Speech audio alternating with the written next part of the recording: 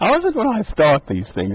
There's a bit of a Monday morning slow start. I think, I've got nothing to say.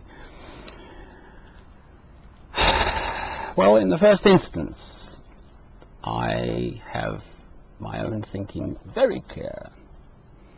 Doesn't take a genius to work it out. One cannot be a Christian and kill. Amphibolus converted Alban.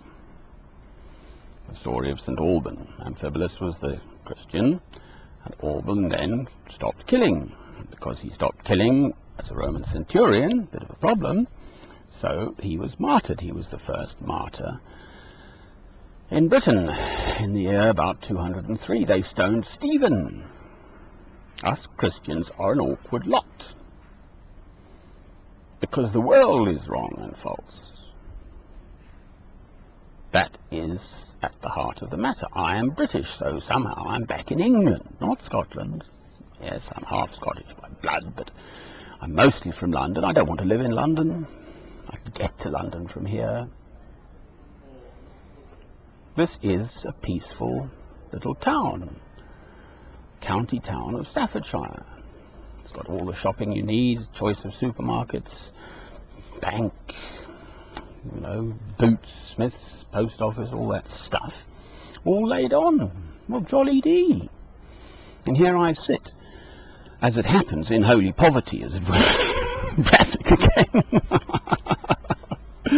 The beauty is I should be really worried, and I'm just totally not, because I've done it now.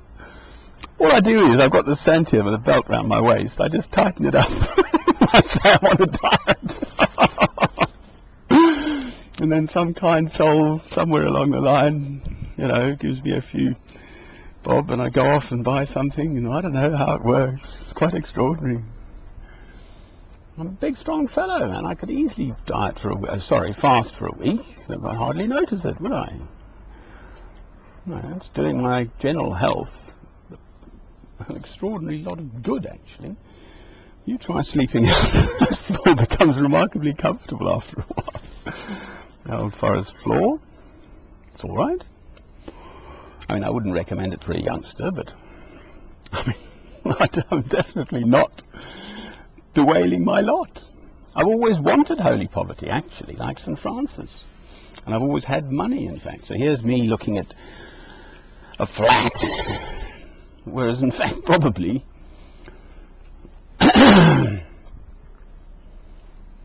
but not for the winter, you see. And the other stuff, you know, police find you and it rains, and, you know, one does need a bath. Well, I can organise all that, have a shave and look after myself, but it's not really a proper life, is it? Anyway, it's a very powerful experience. So there we are, 6 months almost in holy poverty now, since mid-January. Homeless. So join the crowd. You see, my spirit feels closer to those now who suffer because they have nothing in the world. That's the beauty of it. As a Christian, I'm following you, my Lord. I haven't given up, have I? Quite the reverse. I've just become more determined. The more sort of arduous the obstacle. It's true, though. Human nature and the perversity of it. I'm not going to be beaten. You know, why should I be? What, just by a little...